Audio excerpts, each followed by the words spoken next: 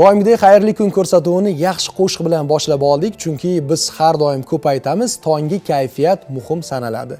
Va yana bir narsani ham alohida ta'kidlab o'tishimiz kerak, salomatlik bu insonning eng bebaho boyligi, bu boylikni asrash har bir insonning o'ziga bog'liq. Shunday ekan, har doim salomatligingizga e'tiborli bo'ling.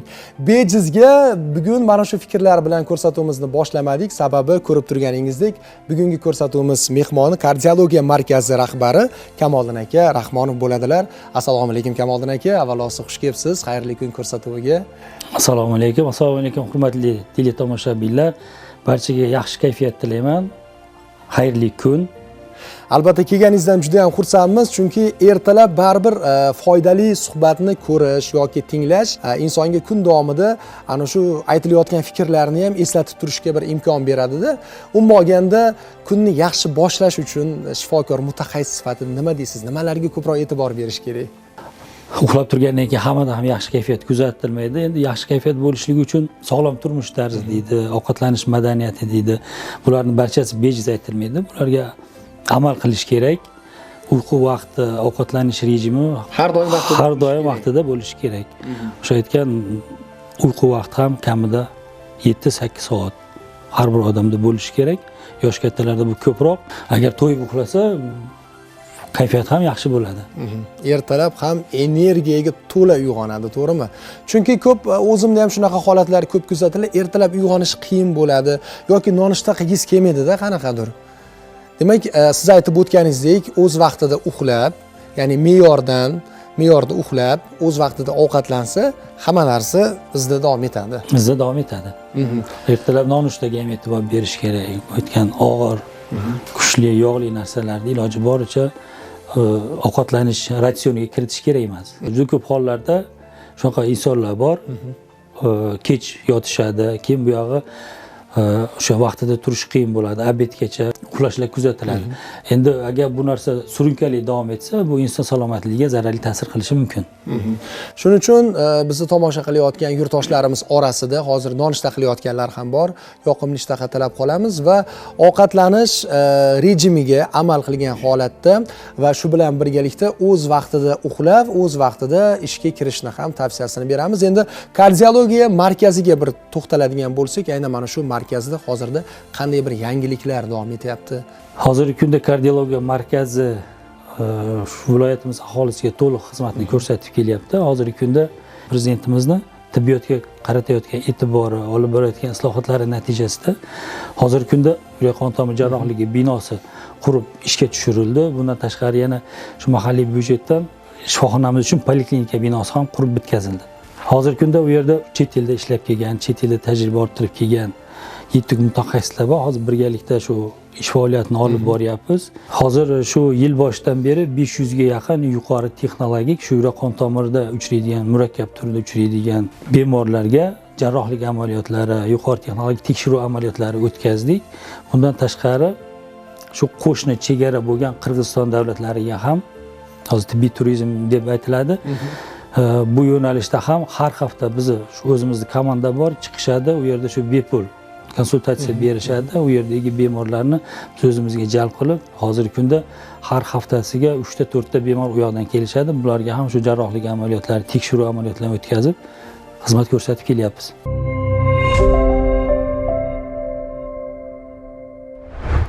Xayrli kun ko'rsatuvimiz davom etadi. Ishonamanki, bugun eng foydali bo'lgan ma'lumotlar, tavsiyalar beriladi. Asosiysi ko'rsatuvimizni so'ngga qadar tomosha qilishni unutmang. Eslatib o'tamiz, suhbatdoshimiz kardiologiya markazi rahbari Kamoliddin aka Rahmonov bo'ladilar. Kamoliddin aka, ko'pchilik bemorlarda shunaqa bir holatlar kuzatiladiki, boshqa chet davlatida operatsiyalarni amalga oshirish holatlari, lekin hozirgi kunda o'zimizni shu O'zbekistonimizda deylik, umuman olganda Farg'ona viloyatida ham bemalol shunaqa bir nozik deylik, noyob operatsiyalar ham amalga oshirilyapti. Hozirgi kunda kardiologiya markazida yangiliklar juda ko'p. Murakkab turdagi jarrohlik amaliyotlariga kelsak, hozir yil boshidan beri 500 ga yaqin jarrohlik amaliyoti, bundan tashqari 1,5 mingdan ortiq yuqori texnologik tekshiruv, o'sha mini invaziv deydi, hozirgi kunda shu tekshiruvlar o'tkazildi. Bularni ichida 5-7% desam adashmayman, shu bemorlarimiz chet elga borib shu amaliyotni o'tkazib kelishligiga to'g'ri kelgan ilgari. Hozirgi kunda yani 2000 dan ortiq shu yuqori texnologik amaliyot o'tkazgan bo'lsak, bu degani shu 2000 ta oilada xursandchilik bo'ldi. Bu shu oiladagi bizning mentalitetni bilasiz, bir kishi bemor bo'lsa orqasidan butun oila boradi yoki bo'lmasam qarindosh urug'i. Shuncha odam sarson bo'lib boshqa shaharlarda yurishgan ilgari yoki poytaxtga borishgan yoki chet ellarga chiqishgan. Hozir yurtboshimizda tibbiyotga qaratayotgan e'tiborlar tufayli shu xizmat hammasi shu o'zimizning Farg'onada tashkil qilindi. Hozir barcha turdagi, barcha murakkablikdagi shu jarrohlik amaliyotlarimiz o'zimizda o'tkazyapmiz. Ba'zi jarrohlik amaliyotlari Esenga davlatlar ichida birinchisi deb aytsam ham bo'ladi. Aytib o'tganingizdek, haqiqatan ham chet elda davolatsa ham vaqtdan yutkazadi, to'g'rimi? Ham shu borguncha ham qanaqadir bir nojo'ya holatlar ham bo'lishi mumkin va juda ham katta mablag' talab etiladi va orqasidan albatta kamida 10 ta qarindoshi borishi mumkin-da. Orqasidan borgan odamlar birinchidan sarson bo'ladi. Ularga yashash joyi axtarish kerak. Agar u yerda bir tanishingiz bo'lmasa, endi bunga o'xshagan qiyinchiliklar ko'p duch kelishardi-da ilgari. Hozir shularni oldi olindi. Mablag' tarafiga aytdingiz. Hozir bir bemorimiz bor edi. Biz jarrohlik amaliyotini taklif qildik. Bemorimiz Hindistonga shu taklif bilan chiqishgan. U yerdagi ular taklif qilgan mablag' bizdagi shu shifoxonaga to'lanadigan mablag'dan 7 barobar baland bo'lgan. Bu shu jarrohlik amaliyotiga to'lanadigan pul. Bundan tashqari yo'l xarajatlari bor, u yerdagi yashashlar bor. Shu aytganingizdek biz xalqimiz uchun juda katta yengillik bo'ldi. Kardiologiyani shu tibbiyot sohasidagi boshqa yo'nalishlar singari mana hozir yurtboshimiz juda katta islohotlar olib boryapti. Tibbiyot sohasidagi o'zgarishlar ham juda katta. Tibbiyot xalqimizga yaqinlashdi. Hozir chet elga yoki boshqa shaharlarga davo istab sarson bo'lib yurishlikning hojati yo'q. Hatto mana chet eldan yurtdoshlarimiz kelishib shu tibbiyot ilmini o'rganish uchun o'zimizda ham o'qiyapti-da. Bu haqiqatan bir quvonarli holat. Chunki haqiqatan mana shu tibbiyot sohasiga alohida bir e'tibor ko'rsatilayotganining bitta natijasi. Hozirgi kunda bizni markazimizga chet eldan kelib shu tibbiyot institutida o'qiy turgan talabalar bor. Ular kelishadi. Bu yer bizda o'tkazilayotgan amaliyotlarni, bizda bo'layotgan shu kardiologiya yo'nalishidagi yangiliklarni u yerda ko'rishib, tajriba orttirish maqsadida kelishadi. Kamoliddin aka, yaqinda safarga ham borib keldingiz, adashmasam Moskvaga. U yerda 18 yil davomida ish faoliyati ko'rsatdim.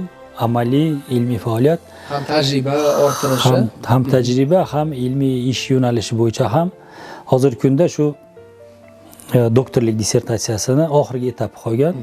Shu masala bo'yicha borib, buni ham hal qilib keldim.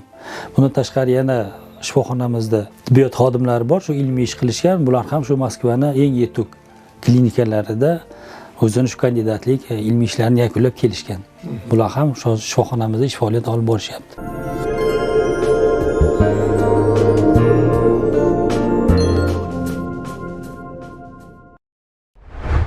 Eng sari kliplar ketma-ketligi va qiziqarli sahifalar dasturimizni davom ettirmoqda va bugun salomatlik borasida fikrlar bilan o'rtoqlashmoqdamiz. Kamoliddin aka, yana bir savol bilan sizga murojaat qilmoqchiman. Juda ko'p kasallik turlari borda. Ayrim yurtdoshlarimiz ana shu kasallikdan aziyat chekishadi. Aynan infarkt kasalligi qayerdan kelib chiqadi? Hozirgi kunda infarkt kasalligi o'lim soni bo'yicha butun dunyoda birinchi o'rinda turadi. Butun o'limning 50% dan oshig'ini infarkt kasali tashkil qiladi. Infarkt kasali bu o'sha yurakni qisqaruvchan devori bor. Shu qisqaruvchan devoriga qon tomiri bekilib qolsa yoki u yerdagi torij hisobiga yetarli darajada qon yetib bormaydi.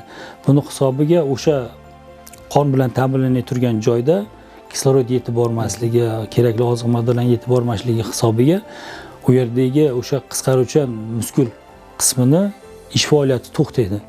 U to'qimaning o'zgarishi bo'ladi, nekrozga olib keladi. Bu jarayonni infarkt deb ataladi.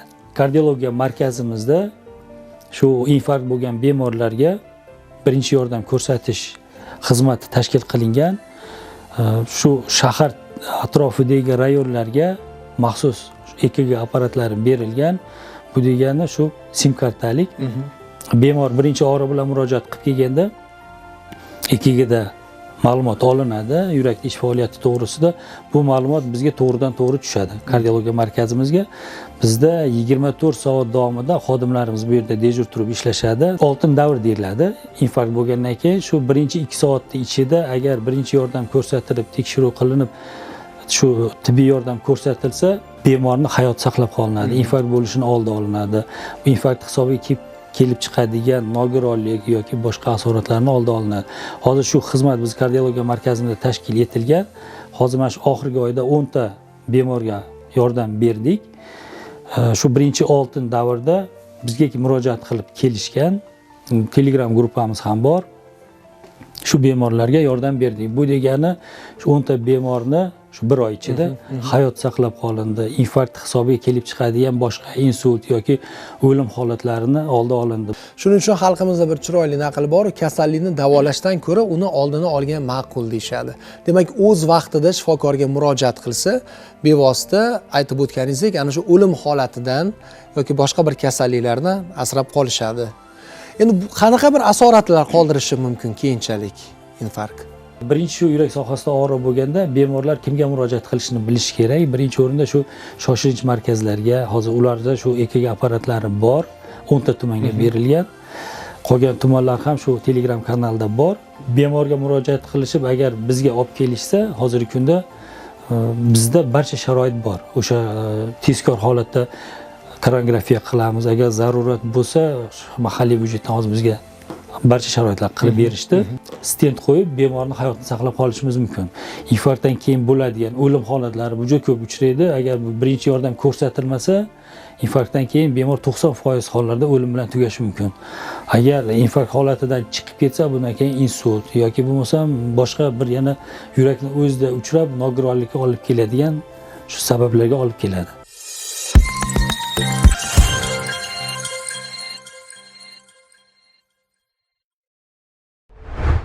Dasturimiz davom etmoqda. Haqiqatan mana xotiralarni eslatuvchi qo'shiqlar, kliplar taqdim etildi. Zerikib qolmayapsizmi? Kayfiyatlaringiz yaxshimi? Yo'q, kayfiyat yaxshi. Endi boya boshida suhbatimiz avvalda ozgina hayajon ham bo'ldi sizda, lekin mana suhbat davomida mana shu hayajonni yengishga ham harakat qilyapsiz. Baribir televideniya o'ziga yarasha bir mas'uliyati bor. To'g'ri aytasiz. Endi bunaqa joyga birinchi marta kelishim. Endi yana bir savol, kardiologiyada bo'layotgan murakkab jarrohlik amaliyotlari hozirgi kunda qay darajada amalga oshirilyapti? Hozirgi kunda viloyatimiz kardiologiya markazida Yevropada, shu Essingi davlatlarda, butun dunyoda desam ham bo'ladi, bajarilayotgan turgan barcha murakkablikdagi jarrohlik amaliyotlari o'tkazilyapti. Shunday bemorlarimiz ham bo'ldi. Shu chet elga chiqib, u yerda shu jarrohlik amaliyotlari u yerda qarshi ko'rsatma bo'lib bizga qaytib kelishdi. Biz hozirgi kunda orga chiqqan shu davo usullaridan foydalanib, tekshirish usullaridan foydalanib, bunday bemorlarga ham shu muvaffaqiyatli jarrohlik amaliyotlarini o'tkazdik. Chekka hududlarda istiqomat qilayotgan yurtdoshlarimiz bilan ishlash qay darajada ketyapti? Hozirgi kunda viloyatimizda kardiologiya xizmati ancha rivojlandi, ancha o'sdi, yaxshi tarafga. Anklav hudud deyiladi. So'x tumani bor, bundan tashqari yana chekka shu O'zbekiston, Beshariq tumanlari. Bu hududlarga ham o'zimizning markazdan biriktirilgan kardiologlarimiz bor. Har hafta chiqishadi u yerda, shu skrining deymiz, shunaqa tekshiruv usullarini o'tkazishadi. Hozirgi kunda shunaqa Sog'liqni saqlash vazirligi tomonidan dastur qo'yilgan. Shu dastur bo'yicha 40 yoshdan oshgan aholini shu skrining tekshiruvdan o'tkaziladi. Bu o'sha aytgan vazni, bo'yi, zararli odatlari, bir ikkita shu nimalari bor. Shularni hammasini hisobga olganda bu dastur o'zi bemordagi xavfni darajasini ko'rsatib beradi. Kimdadir 5%, kimdadir 10%, kimdadir 20-30% chiqadi. Kimdiki yuqori bo'lsa, bunday bemorlarni biz o'zimiz ro'yxatga olamiz va shifoxonamizda yoki bo'lmasam statsionar lecheniyani shu bemorga taklif qilamiz. Bu bilan shu bemorda bo'ladigan yurak kasalliklarini oldi olinadi. Ertaga bo'lib turgan shu nogironliklarni oldi olinadi. Umuman olganda mana shu yurak kasalliklariga chalinmaslik uchun yurtdoshlarimiz ko'proq nimalarga e'tibor berish kerak? Yurak kasalligiga chalinmaslik uchun endi bu juda katta mavzu.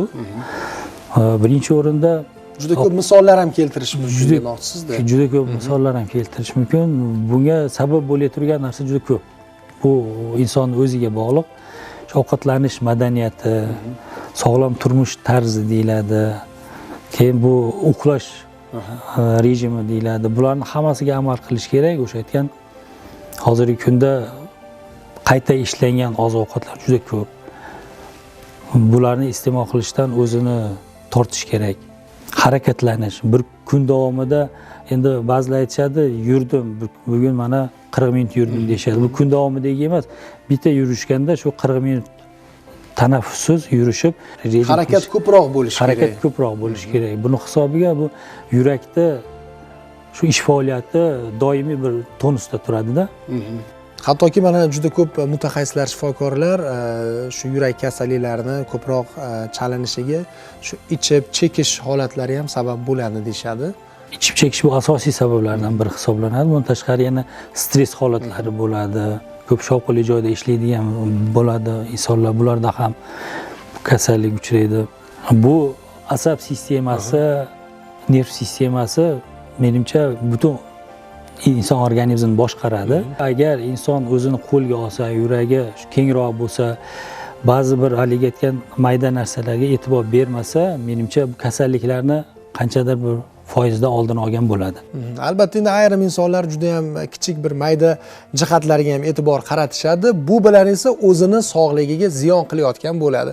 Shuning uchun aziz teletomoshabinlar, har doim tabassum qiling, kayfiyatni yaxshilang, stress holatlaridan har bitta inson yiroq bo'lishi kerak.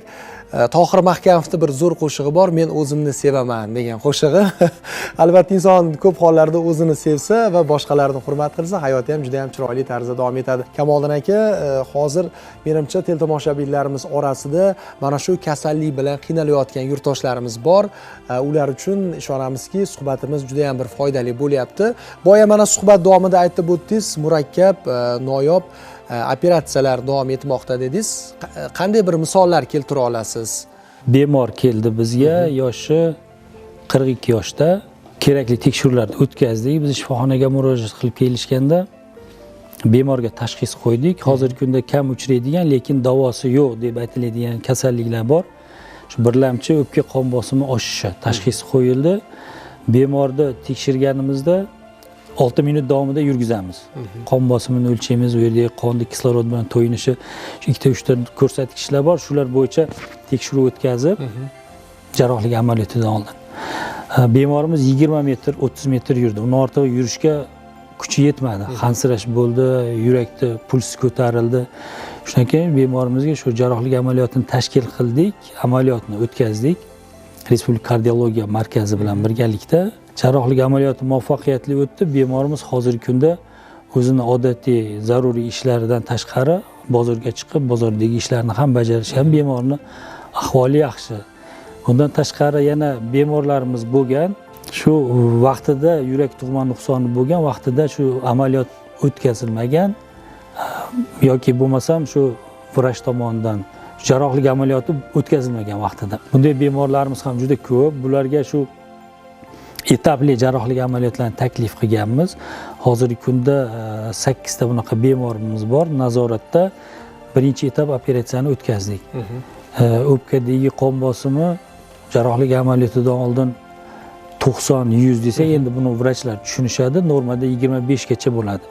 Hozirgi kunda bu bemorlarimiz 30-35 atrofida. Bu degani shu sog'lom hayotga qaytib borishyapti. Demak, har bir mana shu kasallik bilan bir aziyat chekayotgan vatandoshlarimiz shu operatsiyalardan keyin yana sog'lom hayotga qaytyapti. Bunaqa bemorlarimiz juda ko'p misol keltirishim mumkin, lekin shu jarrohlik amaliyoti o'tkazgan bemorlarimiz hozirgi kunda aksariyat barchasi shu sog'lom hayotga qaytishgan. Hozir hamkasbimiz tomonidan shu murakkab operatsiya amaliyotidan kichik bir lavhamiz bor. Mana shu lavhani taqdim etamiz. Marhamat. Respublika ixtisoslashtirilgan kardiologiya ilmiy amaliy tibbiyot markazi Farg'ona filialida navbatdagi noyob va murakkab jarrohlik amaliyoti o'tkazildi. O'zbek tibbiyot tarixida ilk marotaba amalga oshirilgan ushbu operatsiya atriseptostomiya deb nomlanadi. Bunda bemor o'pka arteriyalarida bosim oshib ketadi va natijada yurakning o'ng qorinchasi qiynalib ishlaydi. O'ng qorincha yetishmovchiligi sababli kasallik bilan og'rigan insonlarni hansirash, charchoq bezovta qiladi. Jismoniy harakatlar cheklanadi va oddiy yumushlarni ham bajara olmay qoladi. Eng xavflisi bemorda o'lim holati kuzatilishi mumkin. Shifoxonamizga 47 yoshli bemor murojaat qilib keldi. Tekshiruv natijalarida birlamchi o'pkadagi qon bosimini oshishi, ya'ni idiopatiический легочный gipertenziya deydi. Shu hamma tekshiruvlar o'tkazilgandan keyin shu tashxisni qo'ydik. Bunday bemorlarda 7 yillik yashovchanlik 5% ni tashkil qiladi. O'lim holatlari juda ko'p uchraydi. O'sha aytgan qo'qqisdan o'lib qolish holatlari juda ko'p. Bu bemorimizda ham 2-3 marta shu oxirgi oylarda hushini yo'qotish, o'zini bilmay qolishlik holatlari bo'lgan. Bu o'sha o'ng qorincha yetishmovchiligi hisobiga. Bemorga tashxis qo'ygandan keyin bunga o'sha bo'lmachalar o'rtasida teshik hosil qilish, stent qo'yish amaliyotini bajardik. Bu amaliyot menimcha O'zbekistonda birinchisi deb aytsam bo'ladi. Shu Respublika kardiologiya markazi mutaxassislari bilan bizning mutaxassislar hammamiz birgalikda o'sha jamoa bo'lib shu jarrohlik amaliyotini o'tkazdik. Yuqori texnologik shu jarrohlik amaliyoti deyiladi. Tomir orqali kirib, bo'lmachalar o'rtasida teshik hosil qildik. Bu teshik yopilib qolmasligi uchun bu yerga qum soati shaklidagi stent qo'yiladi. Shu stentlash amaliyotini ham o'tkazdik. Bemor kelganda ko'karish bo'lgan, 15-20 metr yurgandan keyin undan u yog'iga o'sha holi bo'lmagan, charchashlik, hansirash kuchliligidan harakatni davom ettira olmagan. Shu jarrohlik amaliyotini o'tkazdik. Bundan keyin bemorimizda cho'qqa tekshiruv bor. 6 minut davomida bemorni yurgizamiz. Shu qon bosimini, pulsini, qonni kislorod bilan to'yinishini, saturatsiya deymiz. Shularni nazorati ostida 6 minut davomida yurgizamiz. Kelgandagi holat 20-30 metrgacha bo'lgan bo'lsa, shu amaliyotdan keyin bemor 300 metrdan oshiq yurdi. Shu 6 minut davomida hansirash holatlari yoki boshqa pulsi kuchli darajada o'zgarish holatlari kuzatilmadi. Bu amaliyotdan maqsad bu bemorlarga asosan o'pka bilan yurakni almashtirish amaliyoti tavsiya qilinadi. Lekin bu jarrohlik amaliyotini o'tkazilsa, bemorning o'rtacha yashashi 5-7 yilni tashkil qiladi. Bu endi shu adabiyotlarda yozilgan, tadqiqotlar o'tkazilgan. Shuning uchun bu operatsiya bunaqa bemorlarga menimcha to'g'ri kelmaydi deb aytsam bo'ladi. Shuning uchun biz shu kasallikda qo'qqisdan bo'ladigan o'limni oldini olish uchun amaliyotni taklif qildik. Bemor rozi bo'ldi. Hammasi muvaffaqiyatli o'tdi. Bemor uyga javob oldi, ketishdi. Holatlari yaxshi. Bu atriseptostomiya deydi. Bu idiopatiический легочный gipertenziyada o'pkadagi qon bosimi ochiq bo'lgan. Bu yerda hech qanaqa yurakda porog yo'q. Buni sababi hozirgi kungacha aniq emas. Endi bir necha teoriyalar bor, nazariyalar bor. Bu ayolda menimcha shu oilaviy genetik deydi, shu holatga to'g'ri keladi. Nimaga deganda o'g'lida ham bu kasallik kuzatilgan ilgari. Bemor kelganda o'pkadagi qon bosimi juda baland bo'lgan. Biz qo'shimcha dorilar yozib berdik. Bu dorilar ta'sirida bemorning holati ozgina yengillashdi. Undan keyin shu kerakli tekshiruvlardan keyin shu atriseptostomiya, yuqori texnologik jarrohlik amaliyotini o'tkazdik. Bemorning holati yaxshi.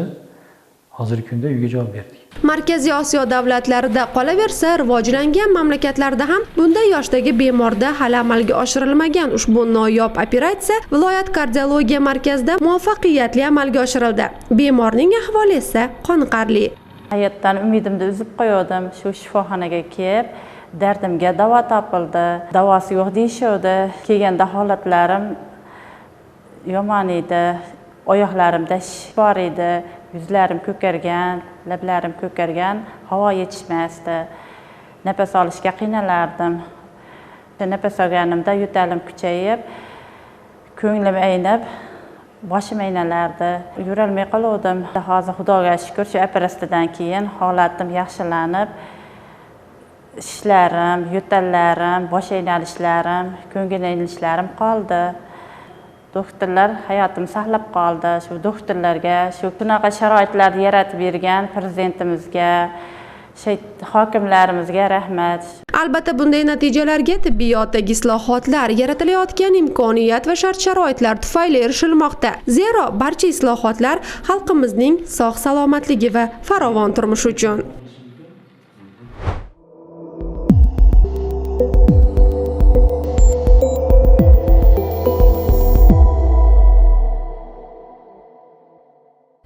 Assalomu alaykum aziz muxlislar, tinglashni boshlaganingiz Farg'ona radiosi FM 98 to'lqinlari. Tongni a'lo kayfiyatda qarshi olamiz. Efirda kunning muhim voqealiklari. Farg'onada yana bir korxona ish boshladi. Intellektual o'yinlarimiz orqali bilimlarimizni charxlaymiz va g'oliblarimizga sovg'alarimiz ham bor. Bizda o'z faoliyatini yoki ishlab chiqarayotgan mahsulotlari haqidagi reklamani efirga joylashtirish niyatidagi shaxslar uchun ham imkoniyatlar mavjud. Istasangiz efir vaqtining ma'lum soatlarini sotib oling va hamkorimizga aylaning. Farg'ona radiosi efirlari har kuni 6:00 dan 24:00 ga qadar davom etadi. Bizni nafaqat vodiy viloyatlari, balki qo'shni davlat aholisi ham tinglash imkoniyatiga ega. Shuningdek, biz ijtimoiy tarmoqlarda ham bormiz. Siz millionlar tanlagan to'lqindasiz. Izlanuvchan va malakali ijodiy guruh a'zolari siz bilan hamkorlik qilishga hamisha tayyor. Telefon 73 kodi bilan 243 61 70.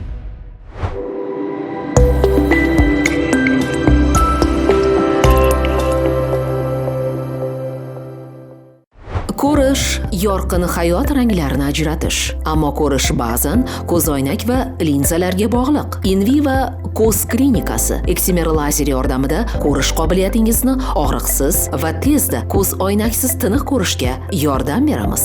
Manzil Farg'ona shahar, Bozorbosh ko'chasi, 7-uy.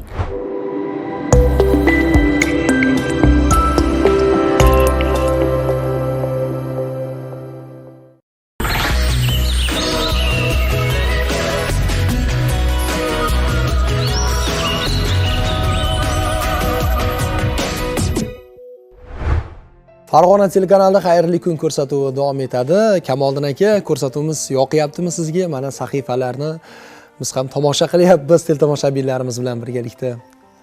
Ko'rsatuv juda zo'r, yaxshi tashkil qilingan. Bu bilan menimcha juda ko'p teletomoshabinlarimiz, balki bemor tanishlari bordir, bular o'zlariga juda ko'p ma'lumotlar olishadi, qayerga kimga murojaat qilishini menimcha ozgina bo'lsa ham tushuncha bergan bo'lsak, menimcha maqsadga muvofiq bo'ladi. Albatta, asosiysi yurtdoshlarimiz ketgan vaqtiga achinmaydi, sababi foydali tavsiyalar, foydali ma'lumotlar berilyapti va hozirgi kunda bemorlarga qanday sharoitlar yaratilgan kardiologiya markazida eng so'nggi rusumdagi apparatlar, demak, malakasini oshirib kelgan menimcha shifokorlar juda ham ko'p. Hozirgi kunda shu yurtboshimizda olib borayotgan boshqa yo'nalishlar singari tibbiyot sohasida ham olib borayotgan islohotlari tufayli viloyatimiz hududida kardiologiya markazi to'liq shakllangan. Mahalliy byudjetdan 30 milliarddan oshiq pul ajratilgan kardioxirurgiya binosi uchun. Kardioxirurgiya binosi uchun hozirgi kunda oxirgi rusumdagi shu jarrohlik amaliyotlarini o'tkazish uchun, yuqori texnologik shu tekshiruvlarni o'tkazish uchun, mini invaziv deydi tekshiruv, bularni o'tkazish uchun barcha sharoitlar, barcha shu tibbiyot uskunalari olingan.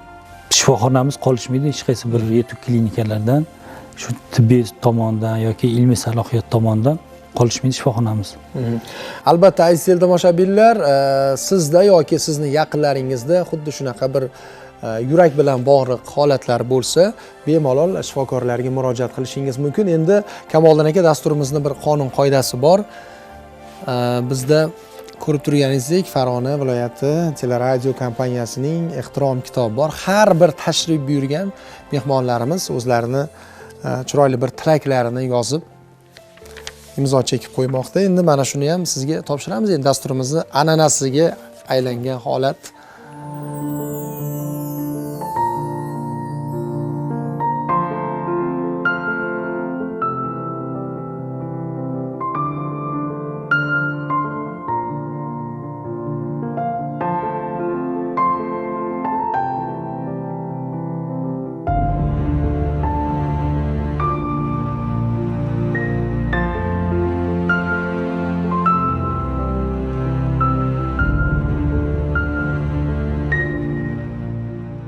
Rahmat. Juda ham chiroyli, haqiqiy shifokorlarga xos tilaklar bo'ldi. Bu uchun sizga jamoamiz nomidan yana bir bor minnatdorchiligimizni bildiramiz. Endi suhbatimiz yakuniga yetganligini ma'lum qilamiz. Bizni tomosha qilayotgan teletomoshabinlarimizga sizni tilaklaringiz.